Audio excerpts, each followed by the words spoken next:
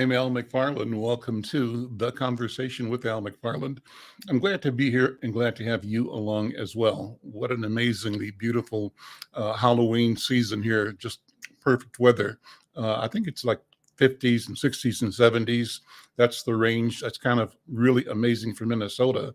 I remember when we had like a 30, 35-inch snowfall one Halloween. And that kind of is what's etched in my mind as what's possible. At the same time, I remember we've also had some Thanksgivings that were extremely mild and beautiful. So who really knows?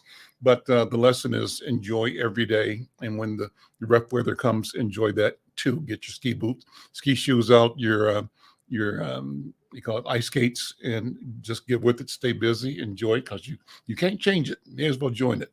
Listen. Today, first of all, thanks to you for listening here on KFEI and those who are connecting with us around the country, around the world through our social media platforms. Thanks to Black Press USA for sharing and streaming our program across their YouTube page and also their Facebook channel. Obviously, we're streaming this on Insight News and McFarlane Media, social media platforms as well. What's the point? What's the purpose? Our intent is to connect our people wherever we are and to find ways to bring us into being with each other in conversation, talking about things that matter, presenting our analysis, our version of the truth, of our truth, of reality, and describing things in a way that the narrative that we write is a narrative whose end is that we win. How do we create a future, a plan of future in which we emerge victorious? And in the process, discuss that our sense, our idea of being victorious may not be what other people hold it to be. We may envision a victory that does not depend on a vanquished or a defeated person or an adversary. We may envision a victory in which everybody, everywhere wins all the time. I think that's the name of a show somewhere. I heard it, but it sounds good right now. Listen, first of all, hi to my writing partner, Brenda Lyle-Gray. Brenda, how you doing? I'm fine. How are you? I am well. Good to see you again. And we're 60s here too, so that'll work. It works. Well, you're in New Mexico in the mountains. I'm here in Twin Cities. We're going to spread this out a little bit because our first guest is joining us from LA, I think. Wow. Our guest is Femi Ogundele. He's Associate Vice Chancellor of Admissions and Enrollment at the University of California, Berkeley. And in that capacity, he provides vision, strategy, leadership in the recruitment and evaluation of applicants to the nation's top public university, the University of California, Berkeley. And so his vision and leadership in undergraduate admissions outreach initiatives target California's LGBTQ+. It's undocumented, it's underserved, it's first generation students who have, and his efforts have resulted in 3 of the most ethnically and geographically diverse classes of students in Berkeley in 3 decades. He's also been successful at building outreach processes and onboarding experiences that have resulted in greater diversity at Stanford University, Cornell University, and now the University of California, Berkeley. He's created partnerships with national associations and foundations, organizations that search out promising students anywhere from around the country, and especially those from underrepresented backgrounds, bringing them to their higher education experience. In addition to his work domestically with diversity, he's revamped and increased initiatives to students and educators throughout sub-Saharan Africa. He remains committed to the scholarship of equity in education. He's also currently pursuing his doctoral degree at UC Berkeley's Graduate School in Education. Brother Femi, may I call you that? Chancellor, good afternoon. Welcome to the conversation. Thank you so much. It's great to be here with you both. Let me take a deep breath on all of that. My goodness, congratulations. Thank you. Can I get your autograph when I meet you one day? Absolutely. Wonderful. Wonderful. Brenda is an educator as well, both at college level and at the high school level, and is also an author. Femi, Brenda and I go back. We were in kindergarten together in Kansas City. I haven't seen Brenda in person, I think probably since around 1960, maybe 62. So it's been a minute. But you would think that we had seen each other. I'm heading up there this spring, but not the winter. Not the winter. But we go back, and that's cool because it gives us a perspective. We sort of both bring this idea of what we saw and remember seeing as we entered awareness of the universe at age 3, 4, 5, 6 years old. And we are both 75. And we can look back on, has the world developed as it should have, as we expected, as we wanted, as we desired? Where have things gone left or right or up or down? Have we failed? Has humanity failed? And if it has, can we provide a critique that rights the wrong? And as I said at the beginning, begins to insist that we undertake our responsibility to co-author, to co-write, co-create futures in which we win. So with that, I know all of that resonates with you and your mission as an educator and as a chancellor. Let me say welcome to the conversation.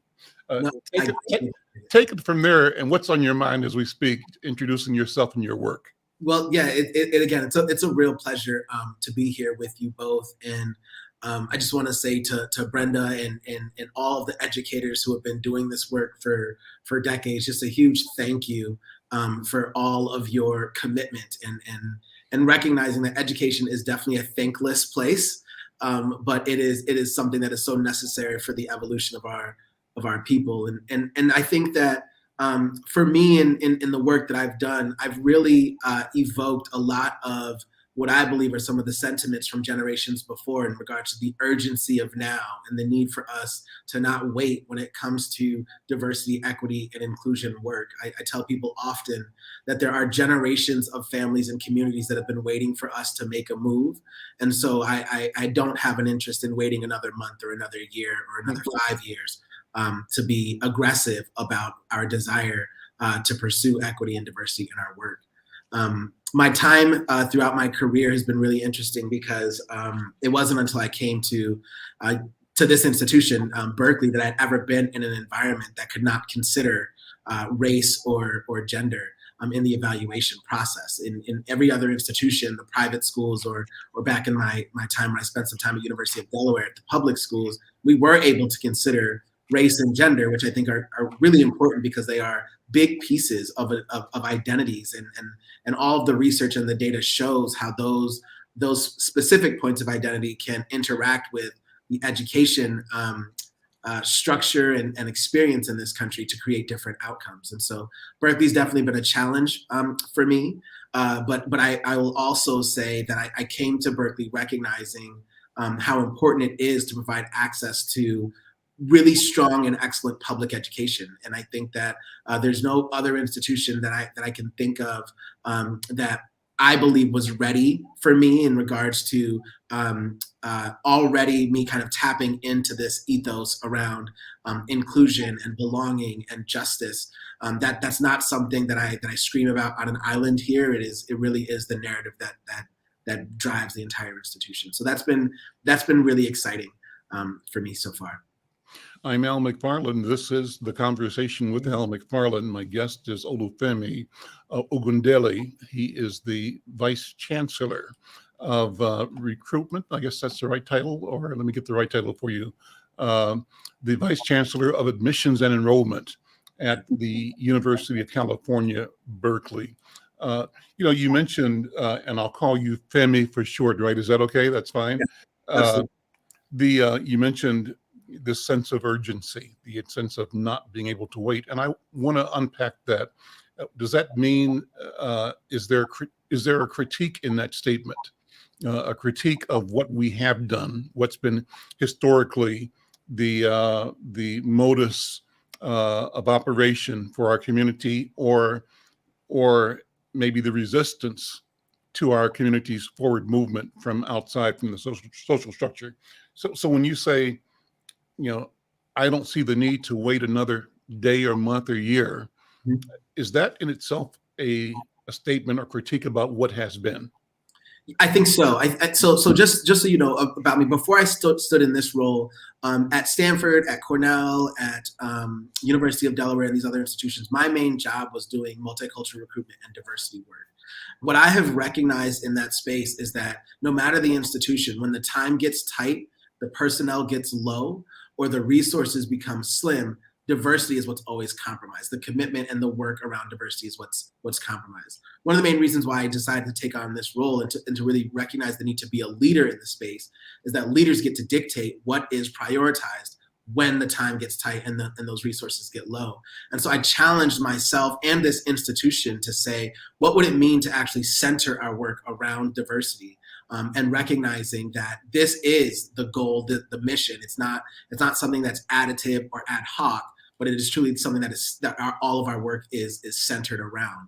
And so a couple of examples of that would be, for example, when you come to Berkeley and you look for our diversity brochure, we don't have one in our enrollment office, because having a diversity brochure means that you go somewhere else to understand the diversity of our institution. Rather, the diversity of our institution is embedded in every piece of literature that you're going to receive from my institution. It's embedded in our websites. And so recognizing that this is who we are and not just this other thing that we value, I think it's quite important. And so it's been a shift in how we do our work. It's also a shift in where we go. One of the things that I've also noticed just in our field, this notion of what does it mean to go and recruit and do outreach. I'm a big believer that with an 11% acceptance rate, and this is something that I carried with me when I was at Stanford as well, we had about less than a 5% acceptance rate, is recognizing that there's not a single audience that we are going to stand in front of where a majority of the students will be admitted. So that means that we have choices, and we show our values through our choices in where we go and why we go there. I do not have an interest necessarily in going back to schools or communities that know everything about us, and we can see that because of just the enormous amount of applications that might be coming from an area. I'm way more interested in going into places where we are not getting applicants, or where we're not getting admits, and figuring out what can we do there to be able to tap into the talent that exists in those areas. And a lot of that is us going into neighborhoods and changing minds and demystifying our process. But a lot of that is also looking internally at ourselves, at our processes, at our staffs, and figuring out what biases do we have around what excellence and academic excellence looks like. What biases do we evoke when we're evaluating our students, and how do we mitigate those to make sure that there's diverse versions of excellence that can emerge in our evaluation process. What's the landscape right now when it comes to the court, its consideration of affirmative action? This is a critical moment. Tell us what's going on right now. Yeah, so yesterday we heard kind of the final arguments at the Supreme Court level around the students, SFFA, or the Students for Fair Admissions, versus Harvard College and the University of North Carolina, Chapel Hill, and their use of race in their evaluation process. And so affirmative action really is on the table right now. And we heard really from a conservative majority some disheartening things around the value of affirmative action. And I'll say this as well. I would have never guessed when we saw a ballot or an opportunity on our ballot here in the state of California a couple of years ago to repeal Prop 209 and restore affirmative action. I would not have guessed how much that would have failed. And that is something that I'm recognizing, that even the conversation around affirmative action has become so distorted that I think that we have forgotten the whole reason why it exists. And so there currently are 9 states across the country that have similar Prop 209 or affirmative action bans. And I think that with what's happening across the country, the question is whether or not that's going to become something that we see in a much more broader context. It's been really interesting because I think a lot of folks have been asking me, because we have been doing really great diversity work here at Cal. We've done a lot of great work making our institution much more diverse, much greater representation specifically of our Black and Brown brothers and sisters. But I think that it's important for folks to recognize that, and I will say this emphatically, that the inability to consider race and gender in an evaluation process is particularly harming for students of color, as I think it erases many of their experiences in the classroom, and specifically some of the things that make them dynamic that will not show up on a high school transcript, right? And so our inability to see that and to encourage that and to embrace that in our evaluation process, I think does put us at a limitation that right now many other schools do not have. And so my hope is that the Supreme Court surprises me, but I think what I'm noticing and kind of the writing that's on the wall is that it's not going to go in that direction. And I think that all of us in higher education and in K-12 education need to brace and prepare for that. What's the workaround? What do we do? No matter what the court does, we have an obligation to ourselves, to our people, to both the past and the future to succeed. So how do we work around whatever the current actions, policies created by the court may be, as we hope for the capacity to shift the court in the proper direction in the future, near or far? What do you think? Yeah, so I think the first piece is recognizing, and I talk about this a lot, that just the importance of context and recognizing how important it is to see students in the experiences and the environments in which they are navigating and what that means in our evaluation process. It also means that we need to create fair metrics to evaluate students. The K-12 experience is not apples to apples all across the country. We know that. We know that students that are in more affluent areas have more extracurricular activities. They have stronger curriculums in their high school. And so for us in admissions to have admissions processes or bars that privilege certain experiences and disadvantage others is incredibly irresponsible. And we need to figure out ways to make sure that we have a process that's reflective of our students. I would also say, and this is something that I talk about a lot. So right before the pandemic, we got rid of the standardized testing. The University of California got rid of the use of SATs or ACTs in our evaluation. And while I could go on and on around why I think that's a good thing and the importance of recognizing that the SAT does have greater correlation to socioeconomic status than student ability once they come onto campuses, I think it's also important to remember that the biggest issue around the use of the SAT are us, the people who use them to decide what it means around a student's ability to succeed on our campuses. We have to check ourselves, I think, in the profession around taking these shortcuts to evaluate students. I think that evaluating students at a place like this is hard. It's an 11% acceptance rate. Last year, we received over 130,000 applications, and it should be hard. And I think that it's something that we need to give credence to. And I only say that about the SAT because the greatest fear that I have is that we replace one imperfect metric with another imperfect metric and put all of our faith and hope into that one, the way in which our profession put a lot of that into standardized testing. And so I'm really glad that the conversation, COVID has made the conversation become again more contextualized. But in regards to the workaround, Al, to answer your question, there is no replacement for erasure. There's nothing that you can do that will allow you to really dig deep and bring in the most diverse candidates that you can as you possibly can without being able to understand very important aspects of their identity. And the University of California has showed that. We've spent millions of dollars over the last 20 years since we got rid of affirmative action to try our best to get more diverse students on our campuses. And we have not returned to those pre-Prop 209 numbers. And it's not from a lack of trying, right? So the impact has been really significant and palpable, right? You're saying that, what are the metrics there? How deep of an impression has the change made on the work? Yeah, so I can say that for the, let me say two things. The first piece is that a lot of times when we do our work, people ask us, like, go to the places, for example, where you can find dense pockets of Black or Brown students, right? Go to the high schools and do the good work in those high schools. When you peel back the data, for example, in the state of California, there are more than 500 high schools that have 50% or more Latinx students in them.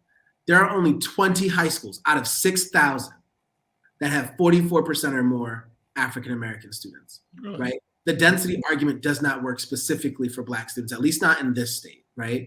And so it's recognizing that we also, the synonyms don't exist anymore, right? First gen does not equal Black. Low income does not equal Black. Rural or Pell recipients does not equal Black, right? And so there are no other proxies that will replace the ability to understand an individual's race or ethnicity. Now, there are contextual factors that allow us to take a look again at things like geographic location. I think the importance of understanding a student in respect to the what they're navigating. And so that's when we talk about excellence versus perfection, as well as the ability to recognize a student in the environment that they are coming from and how important that is. But again, that means that we need to make sure that we're being reflective and that we're researched in our work.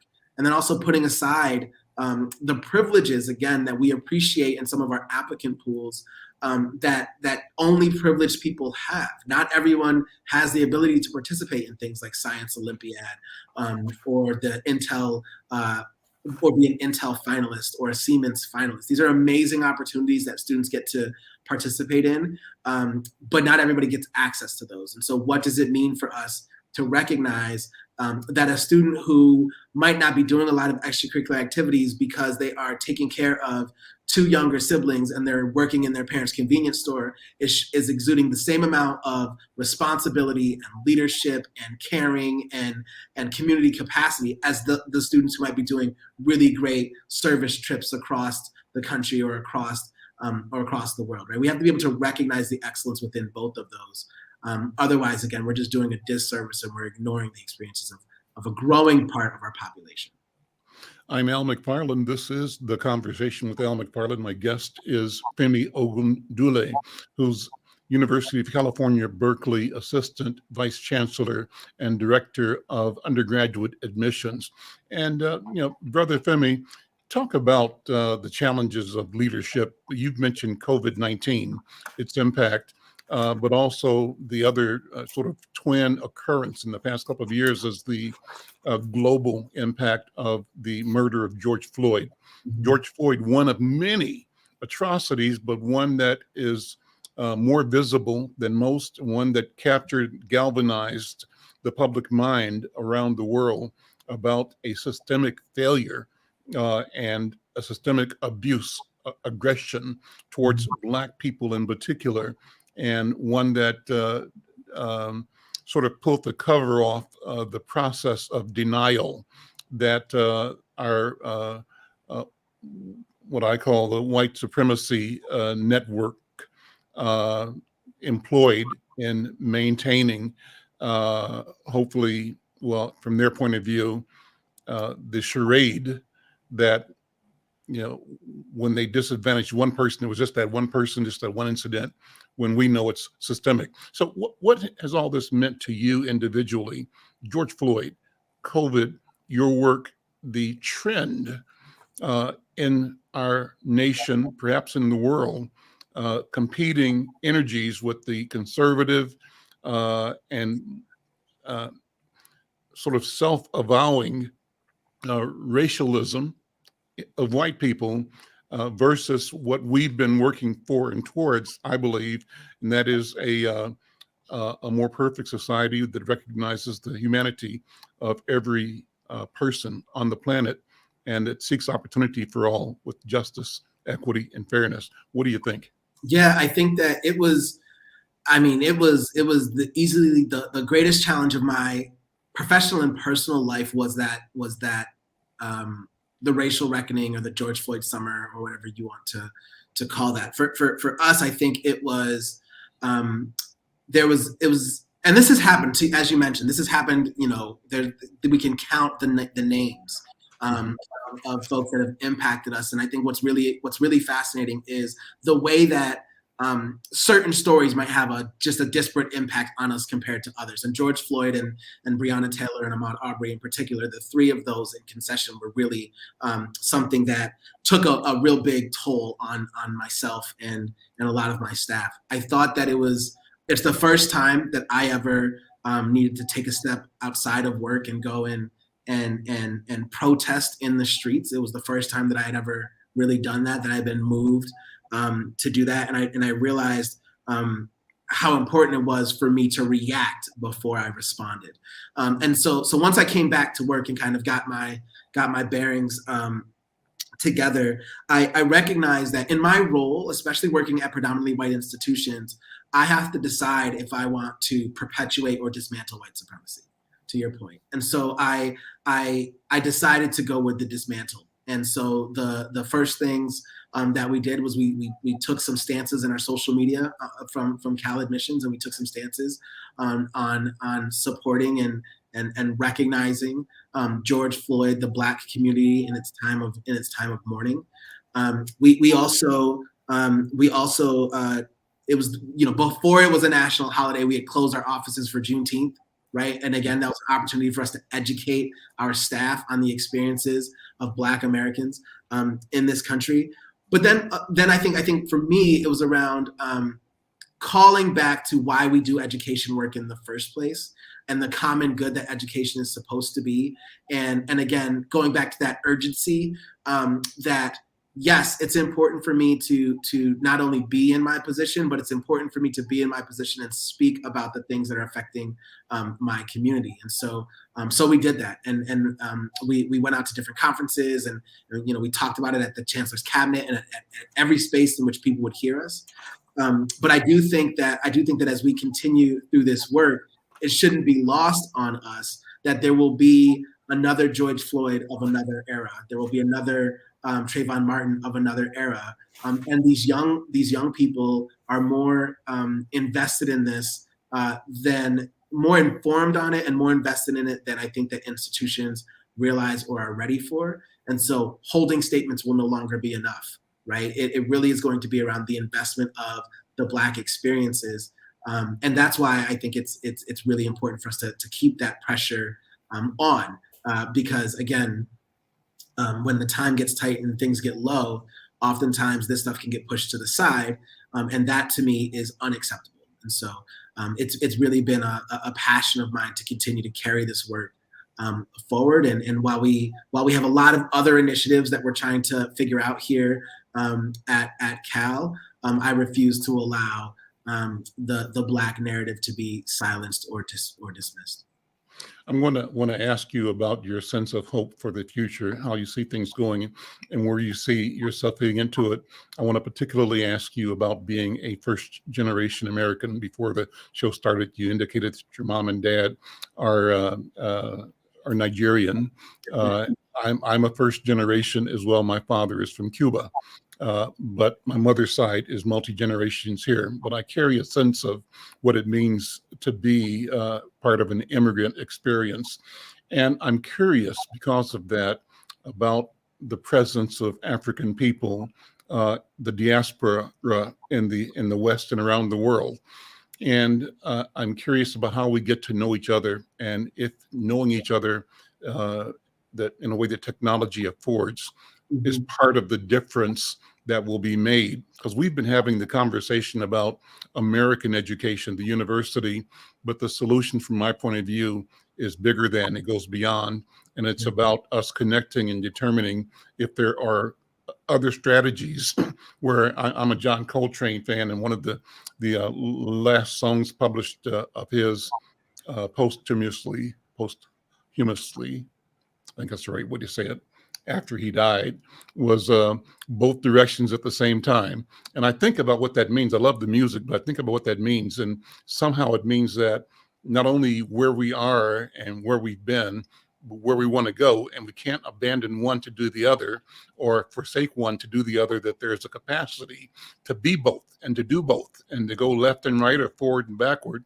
And in effect, it means a new centeredness about, you call it the immediacy, the urgency of now. It empowers the moment, the breath that we take at this time, and using your words again, contextualizes all that has happened before and all that we envision and desire and hope for the future. I'm going to ask you about that, but before that, I want to bring in another guest, Esther Duran. And Esther Duran is joining us to talk about the film festival. I'll let her describe it, but she is associated with New York and Caracas, I believe. I'm reading notes from her Vimeo page. It says she's a New York-based film and television producer with an MFA in film from Columbia University and more than 25 years working in the field. She's got extensive experience in the most relevant stages of film and video production, including writing and directing, editing and sound design, production, managing, and distribution. And her films have been awarded numerous prizes in the U.S. and internationally. They've been broadcast on PBS stations and community stations and deep dish TV. I can read more, but I want to bring her in, let her introduce herself and talk about what she's doing. One thing that we note is that she's curator of the Real Sisters Film Festival. I think that's the name of it.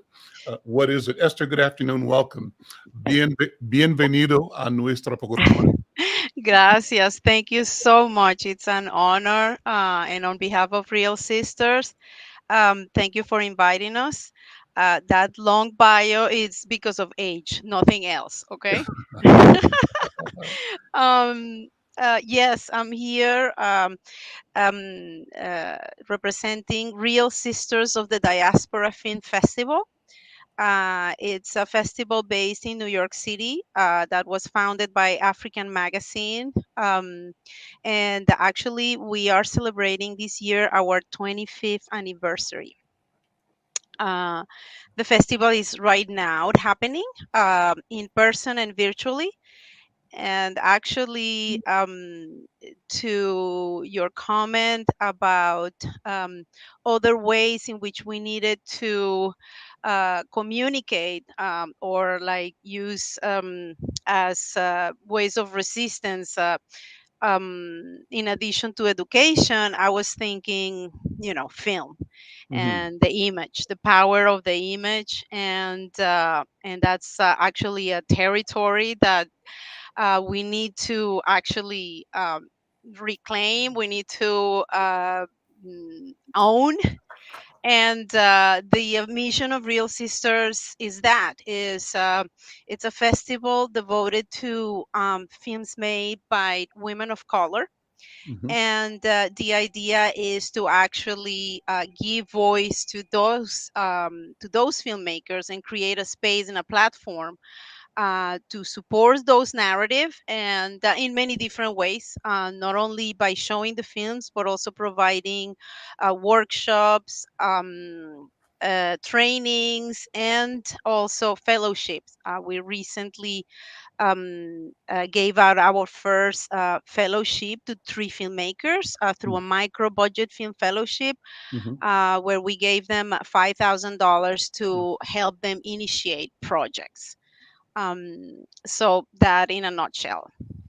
So your most recent project, my notes say the project is called A Chocolate Conquest, and it's a web-based documentary series that plunges the viewer into the world of cocoa farming as seen through the eyes of 3 rural communities in Venezuela. It's an interactive series that calls attention of Latin American scholars in particular, because of its unique use of ethnographic filmmaking for public use online.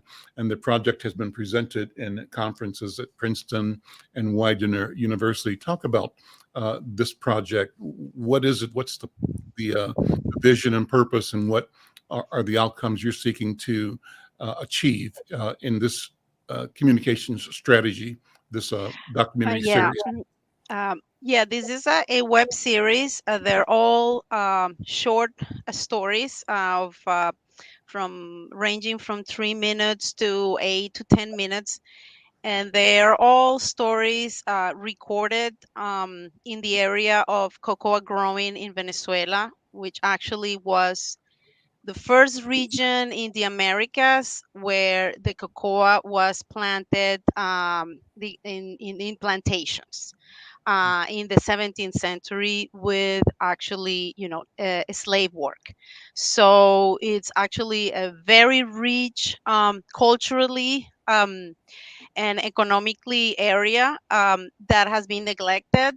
Venezuela was actually a cocoa power before it was an oil power. And for a couple of centuries, that was the main means of uh, economy. So that area was neglected historically, culturally.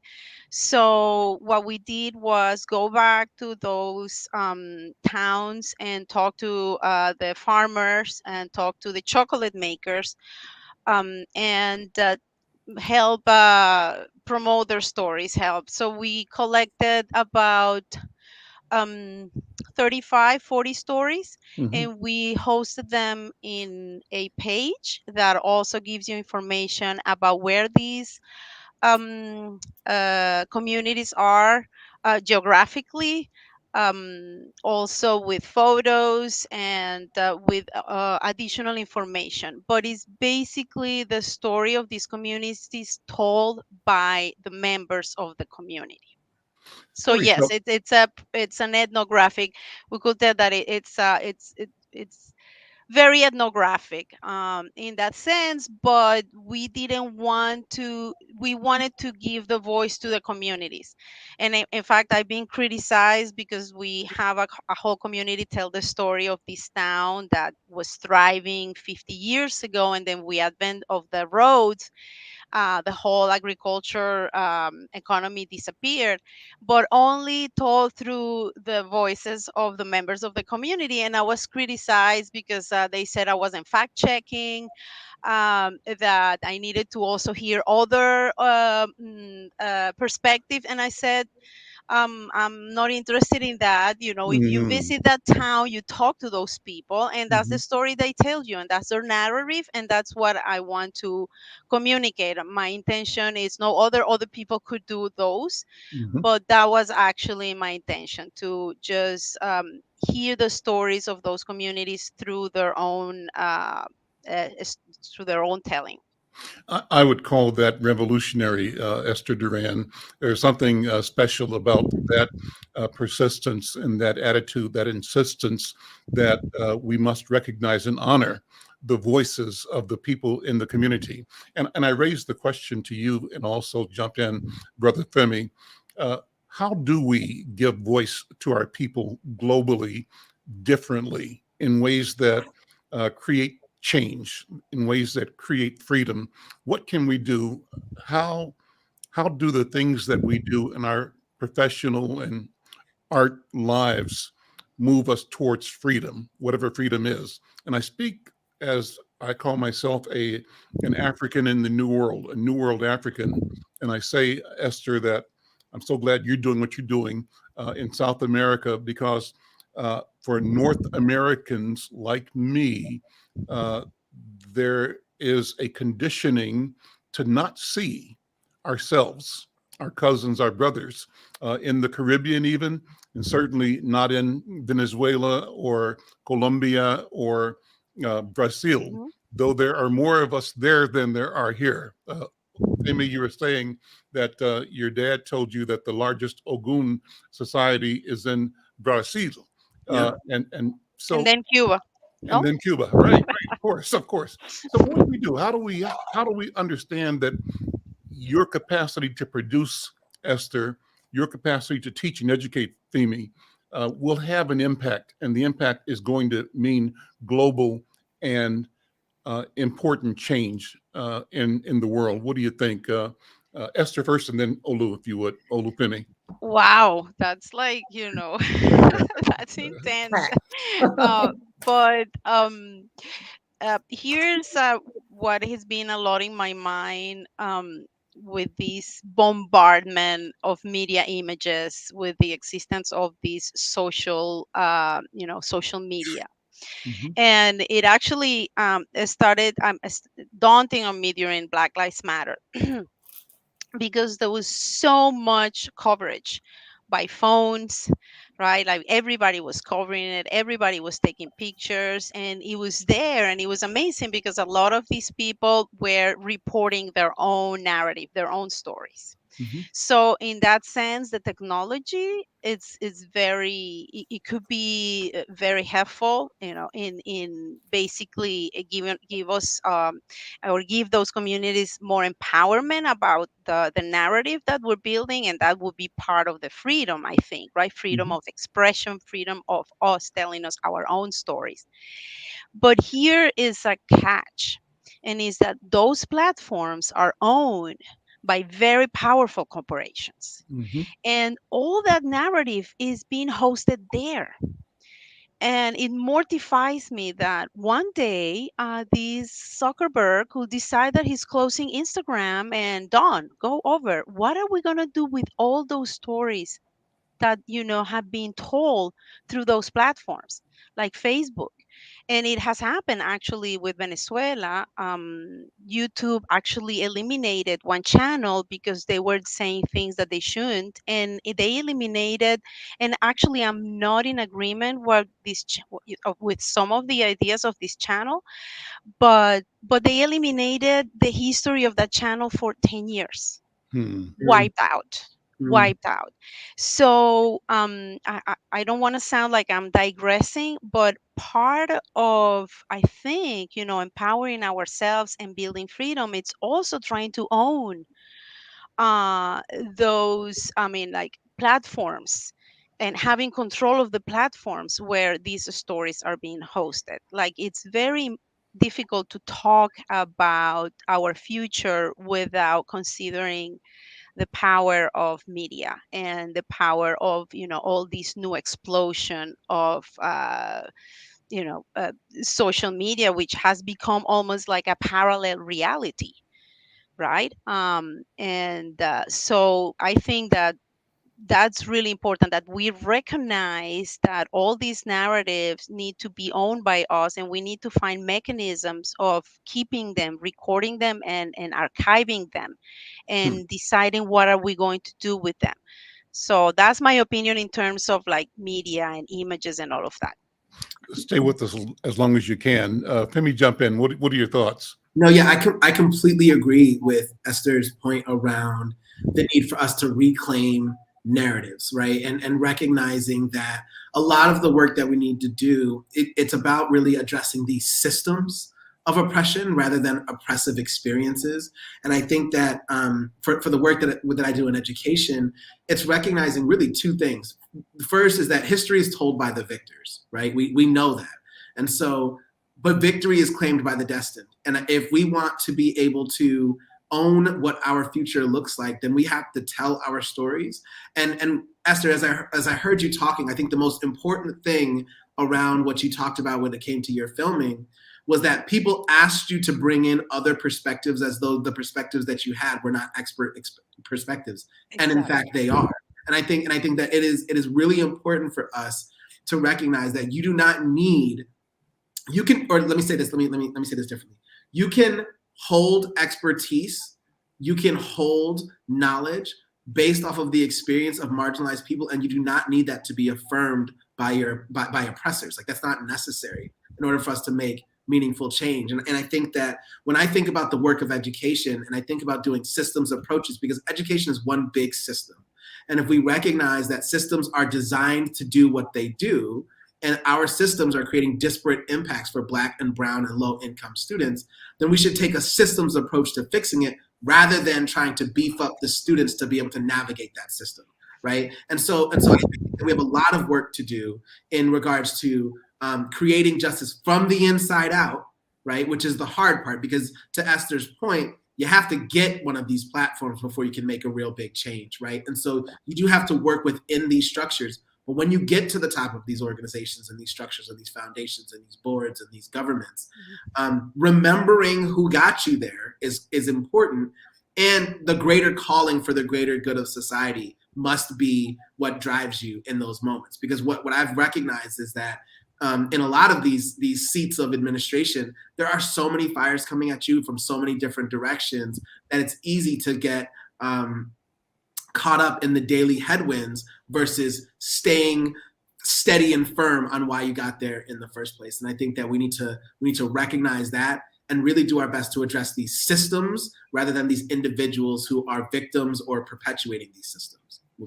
And so the reason I talked about Coltrane's music, his song called Both Directions at the Same Time, speaks exactly to what I think both of you are talking about. And that is, number one, as you just said, Femi, making sure that we are at the table everywhere they are, we have to be. Yeah. And we have to be there with an intentionality. And the intentionality is both inserting and projecting and advancing our interest as we see them, as we define them in that environment. But I think at the same time, we have to be working outside and with intent, creating alternative strategies and systems. And that speaks to what you were saying, I believe, Esther, about ownership, about equity. And I think it adds up to also coming up with systems of collaboration, working with each other in ways that we have not been in the past, in ways we couldn't in the past, but technology is affording us the chance to, you be in Berkeley and Brenda's in New Mexico. I'm in Minnesota. Esther, you're in New York. You could be in Caracas or anywhere. But now we can do deals with each other, do business with each other, collaborate, validate our own selves by ourselves, and in ways that we feel represent our sensibility of our own personal and therefore our collective sovereignty. Can I add one? Go ahead, jump in. Absolutely. The only point that I want to add to that is I think that we also need to be committed to allyship in meaningful ways, especially across marginalized communities. There has not been a single movement in this country that has happened without the work of allyship. And I think that right now, there is so much assumed allyship across non-white or non-dominant groups that it's not okay. And I think that we need to figure out how to educate each other on how to best support each other and on the experiences that we are all going through. Because while oppression is a big umbrella, it does create very different experiences for the different groups that are going through that and internalizing that.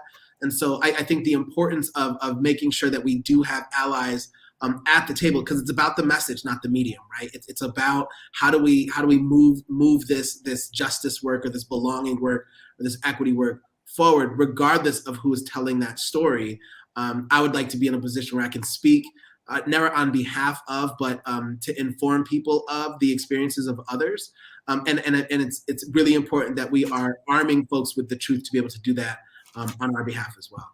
And I just want to chip in it regarding Real Sisters. And I think actually one of the things that I admire about this festival is that's very community based. The idea is not only get together filmmakers from all over the world.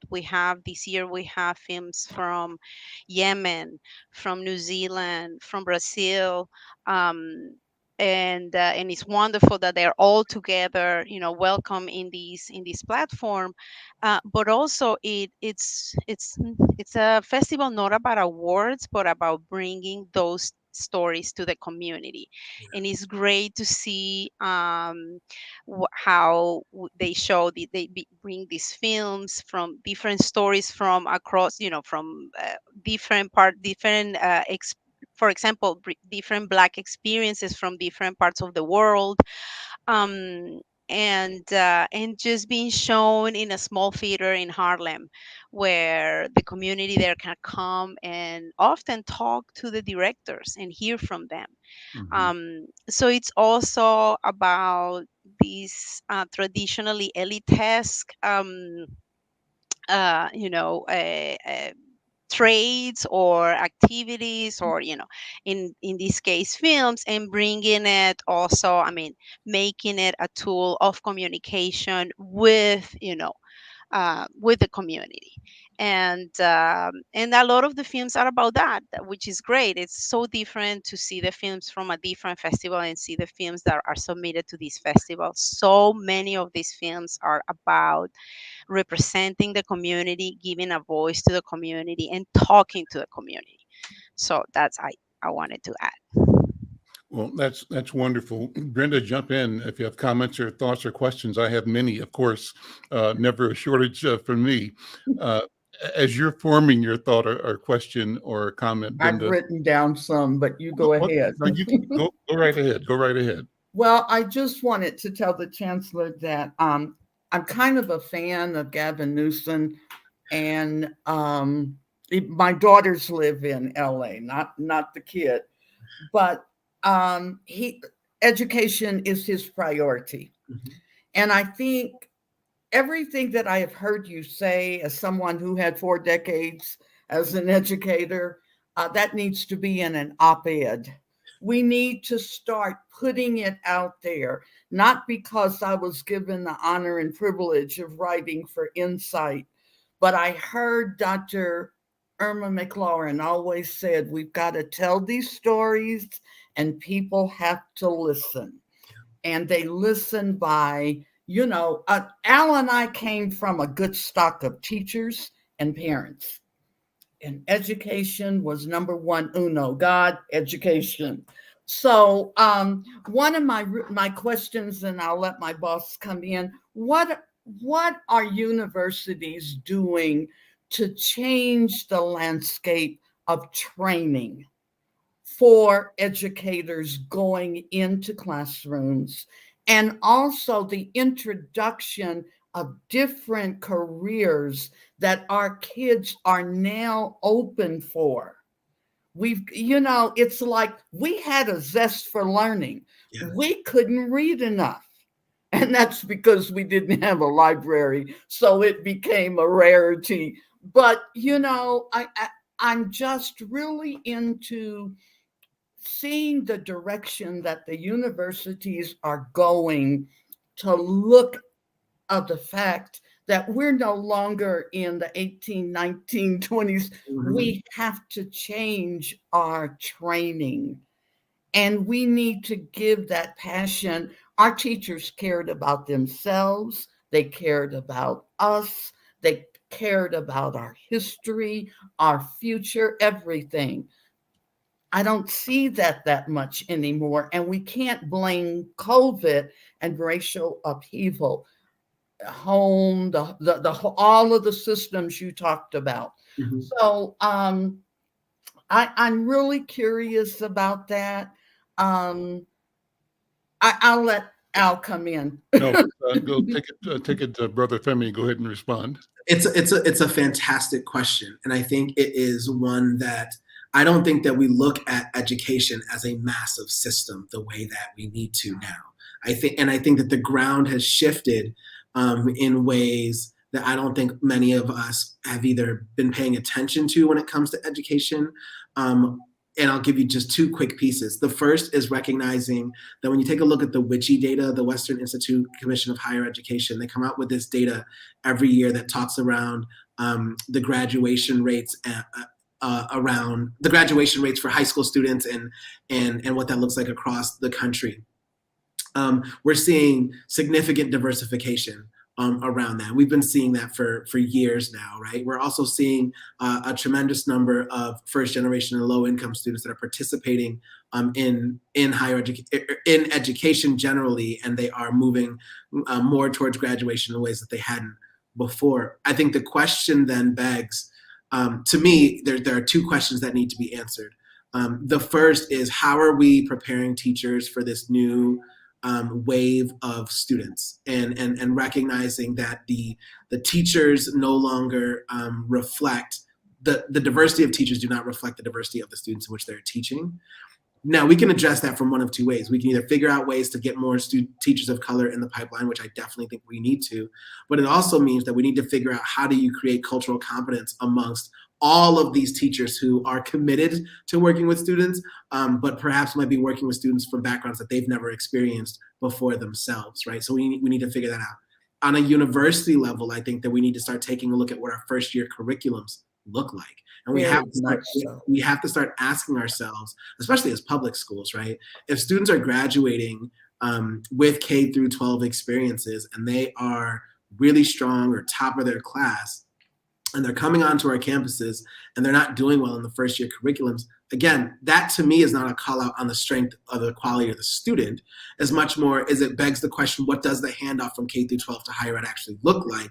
And how are we making sure that those two things are aligned? As Al mentioned in my introduction, I'm a part of a doctoral program here at Berkeley for leaders in equity and democracy. And one of the things that we're constantly talking about is the difference between high school graduation requirements and college admissions requirements, and why are those so different and so off? If we recognize that in this day and age that the bachelor's degree is the high school degree of the past.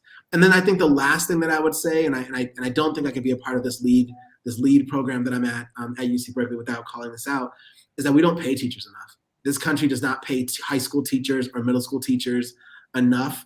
They're not paying the administrators enough. And I think that there's been a loss in the basic fundamental understanding that an educated society is for the benefit of all and not just for some. And I think that that has eroded education in a way that is just not helpful to the overall mission of what education is supposed to be about. And so Brenda, I think that there's a lot there that we need to unpack. But notice that what I'm not saying is that we need to have our students do more studying, or we need to, like, it's not that at all, right?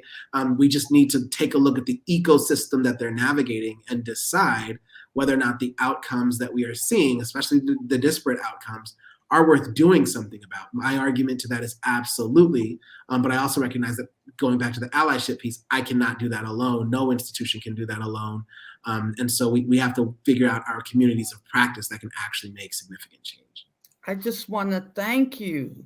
I mean, my boss calls it a mic drop. I don't think he's ready to drop the mic yet, but boy, I loved everything you said, and I am definitely going to be writing that. I appreciate that was perfect.